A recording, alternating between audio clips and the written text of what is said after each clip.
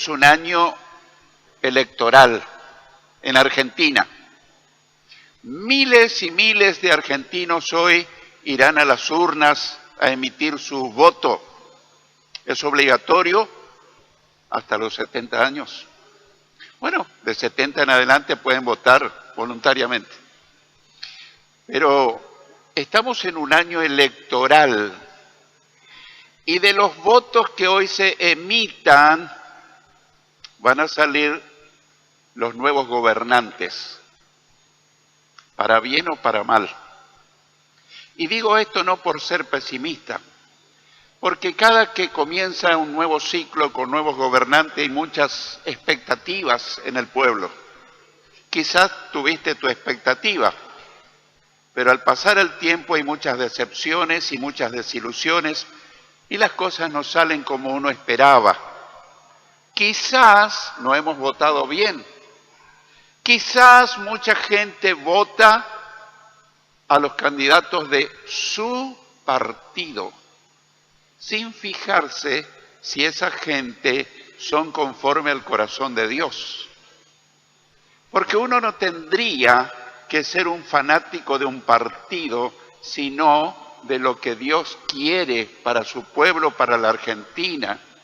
Y entonces, a mí en lo personal me tiene sin cuidado de qué partido está el candidato o cuál el otro, sino que trato de ver qué piensa ese futuro gobernante. ¿Le importa realmente la gente? ¿Le importa realmente lo que Dios quiere?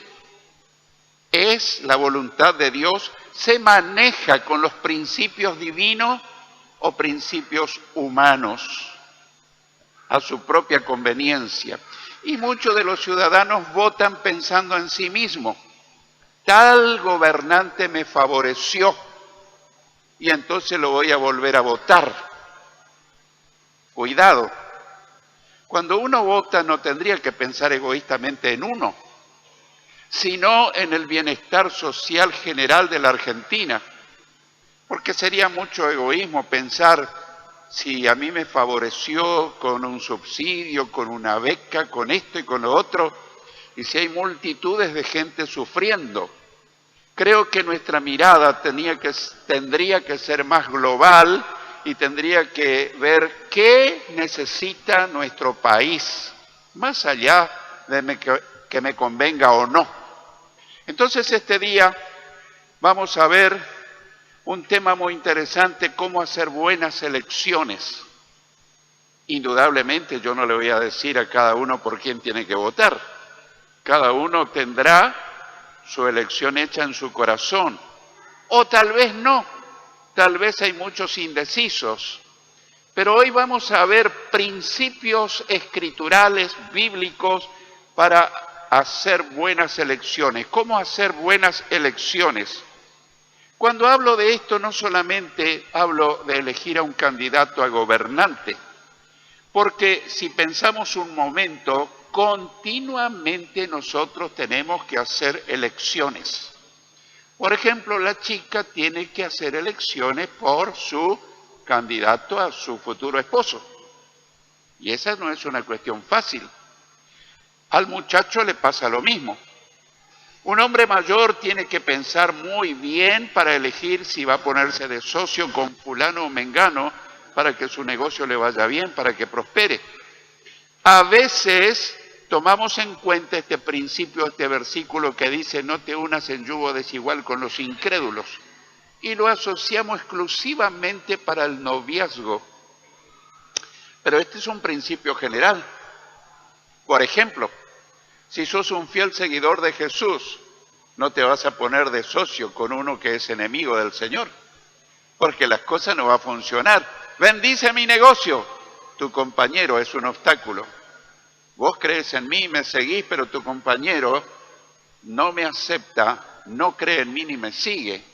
O sea que cuando dice no te una en yugo desigual con los incrédulos, no se refiere solo al noviazgo, sino con quién nos ponemos de íntimos amigos, con quién nos ponemos de socio, y muchas otras elecciones. Elecciones, por ejemplo, qué carrera voy a tomar, porque hay muchos jóvenes que empiezan una carrera y al año 2, dejan la facultad porque no era su carrera. Elegiste mal o no tomaste cuidado para hacer una buena elección, no investigaste si era tu vocación. Así que como cuando hablamos de cómo hacer buenas elecciones, no nos referimos pura y exclusivamente a candidatos a gobernantes, sino a todo tipo de elección que podamos hacer como cristianos. Podemos elegir en la carne o podemos elegir en el espíritu. ¿Qué quiere decir esto? Desde mi perspectiva humana y limitada o guiados por el Espíritu de Dios. Así que esta mañana vamos a ver sobre cómo hacer buenas elecciones para que el Señor nos prospere como persona, para que prospere nuestro país como nación, una nación tan hermosa como es Argentina. Yo creo que merece que el Señor vuelva a fijarse con misericordia y eso depende mucho de nuestro actuar, de nuestra votación. Así que hoy vamos a ver cómo fue electo un rey de la antigüedad, el segundo rey de Israel. Cómo fue electo el rey David, que fue el segundo rey que tuvo Israel. Y para eso vamos a leer, meditar en el primer libro de Samuel, el primer libro de 16:1, el primer libro, primero de Samuel 16:1, que dice así: el Señor le dijo a Samuel, ¿cuánto tiempo vas a quedarte llorando por Saúl si ya lo he rechazado como rey de Israel? Mejor llena de aceite tu cuerno y ponte en camino. Voy a enviarte a Belén, a la casa de Isaí, pues he escogido como rey a uno de sus hijos. Nos detenemos ahí por un momento y después avanzamos. Así que ahí tenemos la escena, cómo comienza esta historia. Se ve que Samuel, como profeta, como siervo de Dios, lloraba porque el primer rey de Israel había sido Saúl. En realidad, el pueblo de Israel siempre había sido gobernado por Dios. Era una teocracia. Teocracia quiere decir un pueblo cuyo rey era Dios. Gobernaba Dios al pueblo de Israel a través de sus siervos, los profetas. Pero un día Israel dijo, queremos tener rey, como las otras naciones paganas. Y entonces dijo, les daré el gusto, dijo Dios.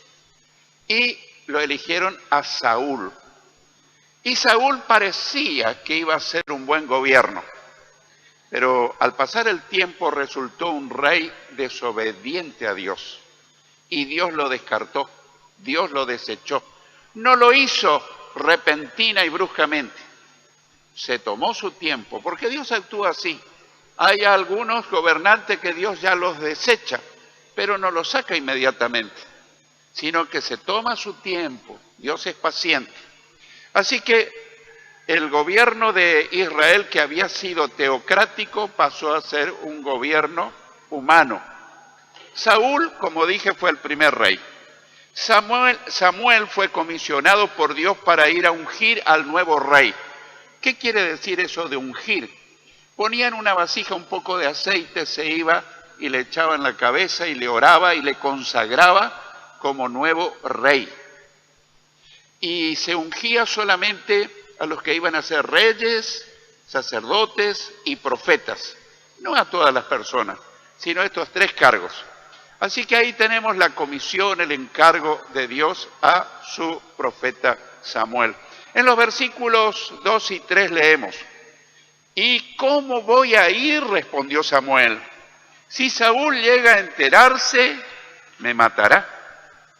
Lleva una ternera, dijo el Señor, y dile que vas a ofrecer al Señor un sacrificio. Invita a Isaí al sacrificio y entonces te explicaré lo que debes hacer, pues ungirás para mi servicio a quien yo te diga.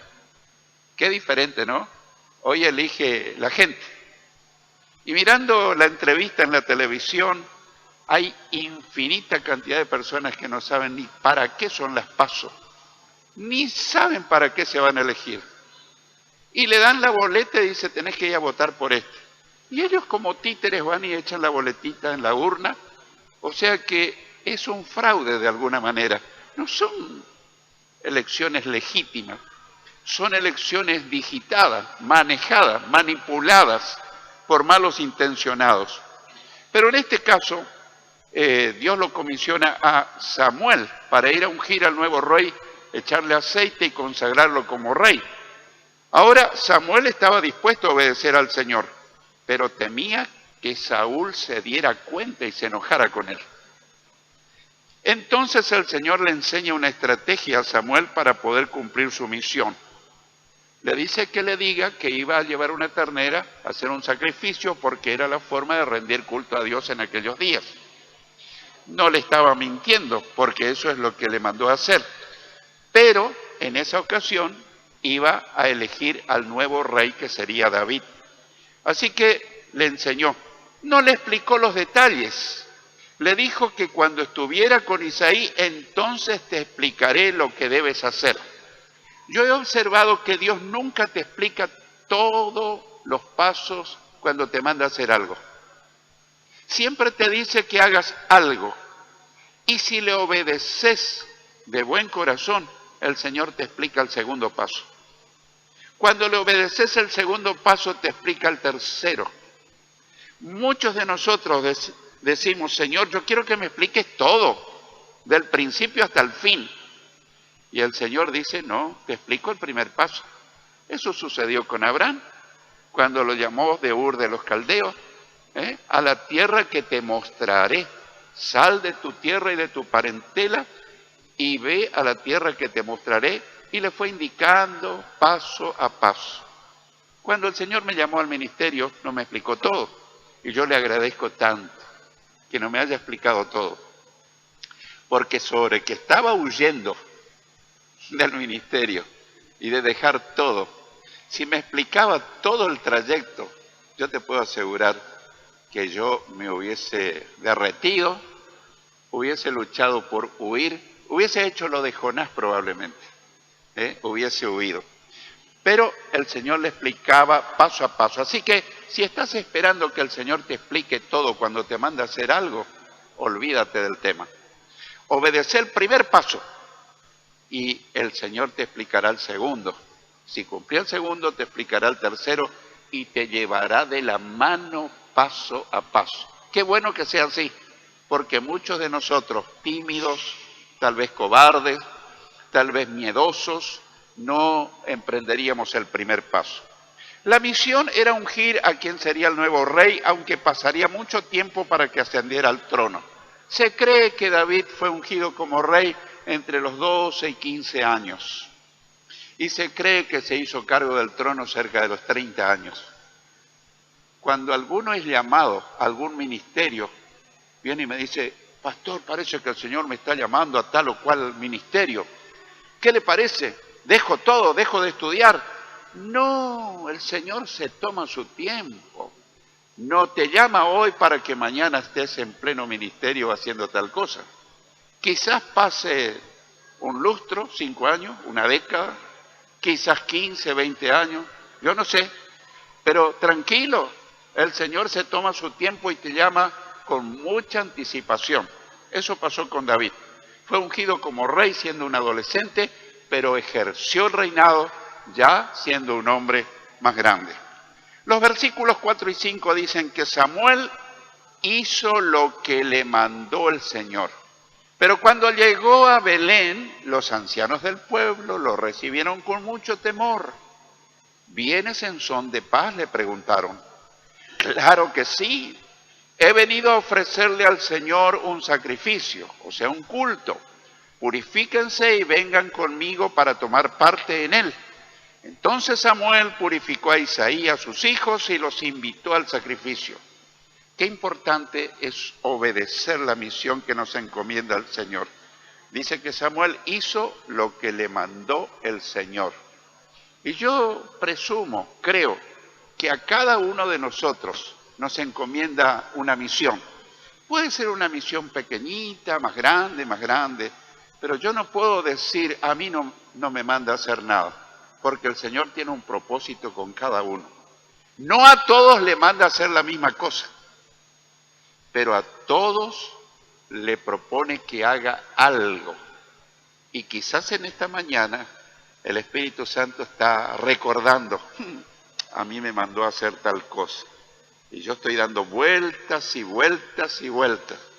Y el Señor hoy te recuerda, lo que te dije hace tanto tiempo o hace menos tiempo, sigue en vigencia. Que vos no le haya hecho caso es otra cosa. Pero el Señor te recuerda que Él tiene un propósito con tu vida, quiere usarte con sus propósitos. Qué importante es obedecerle. La llegada a Belén dice que produjo mucho temor en los ancianos, en los líderes, pues no sabían a qué iba. Pero Samuel declara que fue a rendir culto a Dios y los invita a participar. Los versículos 6 y 7 dicen que cuando llegaron, Samuel se fijó en Eliab y pensó sin duda que este es el ungido del Señor. Pero el Señor le dijo a Samuel, no te dejes impresionar por su apariencia, ni por su estatura, pues yo lo he rechazado. La gente se fija en las apariencias, pero yo me fijo en el corazón. Quizás estos sean los textos más importantes de todo el pasaje. Tiene una lección inviolable. A él se le ocurrió, siendo un profeta de Dios, cuando vio la apariencia de Eliab, el hijo de Isaí, este debe ser el futuro rey. Pero Dios se dio cuenta que él estaba mirando las apariencias. Y le dijo algo que nos dice a nosotros también. No te dejes impresionar por su apariencia ni por su estatura. Cuando una chica me dice, pastor, me anda gustando tal o cual muchacho, ¿y qué te fijaste en él? Bueno, su estatura, el color de sus ojos, su rostro, su naricita, etcétera, etcétera. Yo le digo, te estás fijando solamente en las apariencias. El noviazgo es para conocer a la persona. Puede ser una belleza física, pero a lo mejor interiormente no es la persona idónea para tu vida. Y le digo, no te enamores, trata de conocerlo antes, trata de investigar cómo es su carácter, cómo se lleva de acuerdo con vos. Y algunos me hacen caso y otros no. Cuando se dan cuenta que están requete enamorados y están requete confrontados porque no era la persona idónea. Así que, hermanos, para todas las cosas no tenemos que fijarnos en las apariencias. Vas a emprender un negocio. Qué bueno va a ser este negocio. Vas a emprender un viaje. Va a ser lo mejor que hay. No te fijes en las apariencias, porque no todo lo que brilla es oro, decía mi padre. Hay cosas que parecen brillantes, hermosas, parece oro, pero Dios no se fija en las apariencias. Y le dijo, la gente se fija en las apariencias, pero yo me fijo en el corazón. Eso es lo importante. Esta tiene que ser una lección permanente, tanto para elegir a un candidato a gobernante. Fijémonos qué piensa esa persona. Fijémonos cuáles son sus principios. ¿Tiene principios cristianos o está en contra de las leyes divinas? ¿Está a favor del aborto o está en contra del aborto? ¿Está a favor de la ideología de género o está en contra? ¿Está a favor del matrimonio igualitario o está en contra? Etcétera, etcétera, etcétera. Yo no estoy haciendo alusión a ningún candidato, ni estoy haciendo una propaganda política, pero estoy hablando la realidad de las cosas. Hay muchos candidatos que están totalmente en contra de lo que Dios quiere y lo que Dios piensa para cada uno de los ciudadanos de la Argentina. Y si ellos están a favor de lo que piensa el diablo, yo no los puedo votar. Yo tengo que votar a alguien que está a favor de lo que Dios quiere, de la voluntad de Dios. Pero no es de mi partido, eso es lo que menos importa. Lo que nos debería importar no es cuánto subsidio me va a dar, sino si están a favor, si es la voluntad de Dios, tal determinación, tal ley que van a dictar, etcétera, etcétera. Así que Samuel, siendo un profeta de Dios, se fijó en la apariencia. Uno piensa no debería haber sido así, pero él se fijó en la apariencia. ¿Cuántos de nosotros también hacemos eso? Y Dios dice, la gente se fija en eso, pero yo me fijo en el corazón. Bueno, alguien podría decir, pero pastor, yo no puedo ver el corazón como lo ve Dios. Pero Jesús dijo, de la abundancia del corazón habla la boca. Vos querés conocer a alguien, escuchá qué es lo que habla, qué es lo que dice. Cuidado, hay veces que la gente habla lindo, habla cosas buenas para engancharnos. Pero hay que ver si en la realidad realmente piensa lo que dice, porque hay estrategias y estrategias. Y hay otro principio bíblico que Jesús dijo, por sus frutos los conocerán. No es cuestión de escuchar un buen discurso, sino ver qué hizo y qué no hizo, qué prometió, qué cumplió, qué prometió y no cumplió, etcétera, etcétera, etcétera. Estoy hablando también en sentido general. En el noviazgo los chicos se conocen y se prometen el oro y el moro. Pero a la hora de ver, muchas de esas promesas quedan como lo que escribimos en el agua, quedan en la nada. Los versículos 8 al 10 dicen, entonces Isaí llamó a Abinadab para presentárselo a Samuel, pero Samuel dijo, a este no lo ha escogido el Señor. Luego le presentó a Sama y Samuel repitió, tampoco a este lo ha escogido. Isaí le presentó a 7 de sus hijos, pero Samuel le dijo, el Señor no ha escogido a ninguno de ellos. Cuando Isaí le presentó al primer hijo Samuel, pensó Samuel, sin duda, este es el ungido de Dios. Con los siguientes hermanos, parece que Samuel se dio cuenta que tenía que aprender a escuchar la voz de Dios. Y Dios habla, Dios es el ser más comunicativo que existe. Ahora, que nosotros tengamos los oídos cerrados, espiritualmente hablando, es otra cosa. Pero Dios es el ser más comunicativo que hay. Dios, habiendo hablado muchas veces y de muchas maneras en otros tiempos a nuestros antepasados, por los profetas, en estos últimos días nos ha hablado por el Hijo. Y Jesús dijo que cuando regresara al cielo, el Espíritu Santo vendría y nos enseñaría todas las cosas. Y dijo, y Él les recordará todo lo que yo les he enseñado. Y en la palabra de Dios está la inspiración del Espíritu Santo. Así que quien sabe escuchar la voz del Espíritu Santo y sabe interpretar la Biblia, tiene una respuesta clara, definida y segura. Pero para esto es cuestión de práctica. Alguien me dice, pastor, yo nunca escucho la voz de Dios. Y yo le digo, ¿cuánto tiempo invertí? Vos cuando orás haces un monólogo o un diálogo. ¿Hablás un poco y esperás que Dios te conteste o seguís hablando como una máquina? Y de paso le enseño a orar. La oración es un diálogo. Y a veces el Señor te pone en la mente un versículo que ni te acordás lo que dice. Pero lo buscás ahí por medios rápidos como hiciste ahora y vas a encontrar que Dios te está hablando a través de su inspirada palabra. Así siguió. Así que pasaron un hermano, otro hermano, otro hermano. Pero en todos los casos, Samuel decía, no, a él no lo eligió Dios. Y Jesús dijo algo interesante, mis ovejas oyen mi voz. Y yo las conozco y me siguen. Así que los que somos seguidores de Cristo, si hasta ahora no somos fieles oyentes del Señor, tenemos que aprender a escucharlo. Porque a veces consultamos a uno, al otro. ¿Qué te parece si hago tal cosa? ¿Qué te parece si hago tal cosa? No, mi hermano. Cuando más consultás, más confundido te quedás.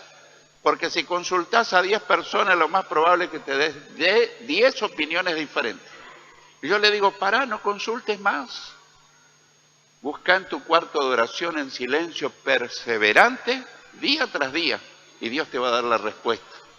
Y cuando van y Dios le da la respuesta, gloria a Dios, me dice el hermano o la hermana, el Señor me mostró lo que tengo que hacer, lo hice y fue un éxito rotundo. Dios quiere hablar a nuestros corazones, pero tenemos que invertir tiempo en la oración. El versículo 11 dice que Samuel le dijo a Isaí, ¿son estos todos tus hijos? Queda el más pequeño, respondió Isaí, pero está cuidando el rebaño. Manda a buscarlo, insistió Samuel, que no podemos continuar hasta que él llegue. Ahora yo me pregunto, si Samuel no le hubiese preguntado por otro hijo, ¿qué iba a pasar con Isaí? Parece que ese padre ni en cuenta tenía a su hijo menor. Ni siquiera lo hizo venir para la elección de rey. Estaba cuidando las ovejas en el campo. Yo pienso, ¿cómo se habrá sentido David cuando se dio cuenta que su papá presentó a todos sus hermanos, pero a él no? Y sin embargo, él era el que Dios estaba eligiendo. Así que ahí tenemos nosotros un momento interesante de lo que pasó en la elección del nuevo rey. Los versículos 12 y 13 dicen que Isaí mandó a buscarlo y se lo trajeron. Era buen mozo, trigueño y de buena presencia. El Señor le dijo a Samuel, este es, levántate y úngelo. Samuel tomó el cuerno de aceite y ungió al joven en presencia de sus hermanos. Entonces el Espíritu del Señor vino con poder sobre David y desde ese día estuvo con él. Luego Samuel regresó a Ramá. Terminó su misión. Pero qué interesante, con firmeza el Señor le dijo a Samuel, este es, levántate y úngelo. ¿Quién eligió? ¿Samuel? ¿El padre? No, Dios eligió. Mi pregunta es, ¿todas nuestras elecciones, cuando elegimos algo, las elige Dios o las elijo yo? Pero pastor, ¿no tengo libertad de elegir? Sí, tenés libertad, pero no hay seguridad que elijas bien. Es mejor decirle, Señor, ayúdame a elegir. Yo voy a esperar en ti que me muestres cuál es tu mejor decisión, qué tengo que elegir. Y Samuel ungió a David en presencia de sus hermanos. Yo no sé, me quiero imaginar qué habrán pensado sus hermanos mayores. Mira, el más pequeñito. Y yo que soy un grandote, fui descartado. Dios no se fija en las apariencias, se fija en el corazón. Probablemente cuando Dios te encomiende una misión, te mires a vos mismo y digas, pero yo ya soy muy viejo, o yo soy muy joven, o yo no tengo suficiente preparación. Te doy un consejo. Cuando Dios te encomienda una tarea, no te fijes en vos. Fíjate en Dios. Porque el que te manda a hacer la tarea es en realidad el que va a hacer. Simplemente te va a usar para poder hacerte participar de su obra. Pero Él es el que hace la tarea. Así que cuando Dios te encomienda una misión, no te mires. Mírale al Señor. Así que el Espíritu del Señor vino sobre David cuando fue ungido y siempre permaneció en él. Quiero concluir. La pregunta inicial fue ¿cómo hacer buenas elecciones? La respuesta obvia que ya hemos repetido es no mirar las apariencias, sino el corazón. Y a veces uno puede ver el corazón de una persona escuchándolo hablar o a veces mirando los frutos, mirando su conducta, su vida, cómo es. Porque cualquiera puede hablar bien, pero ¿cómo es? ¿Cómo se desenvuelve? Así que escuchemos atentamente a la gente para que podamos hacer una buena elección. Pero quiero concluir con esto. Hoy tenemos que hacer una gran elección. Si nunca elegiste a Jesús como tu Salvador personal, es probable que todavía no tengas la salvación de tu alma, la vida eterna. Y la gran elección de la vida de una persona que no recibió a Cristo es elegir a Jesucristo como su Salvador personal. Si sos seguidor de Cristo, podrías decir, estoy libre. Pero la pregunta para vos es, ¿hiciste de Jesús tu Señor o solamente es tu Salvador? ¿Qué quiere decir mi Señor? Que Él gobierna tu vida. Quiero decirte que Él no va a forzar la situación. Él espera que le rindas tu vida y le digas, Señor, a partir de ahora, el que va a gobernar mi vida eres tú y no yo, Señor. Y te puedo asegurar que Él te conducirá sabiamente en la vida. Te haré entender y te enseñaré el camino en que debes andar. Sobre ti fijaré mis ojos, dice el Señor. ¿Qué harás? ¿Te conducirás? ¿Elegirás por tu propia cuenta cualquier cosa o permitirás que el Señor te guíe en la vida? El que tenga oídos para oír, que oiga lo que el Señor te dice y me dice.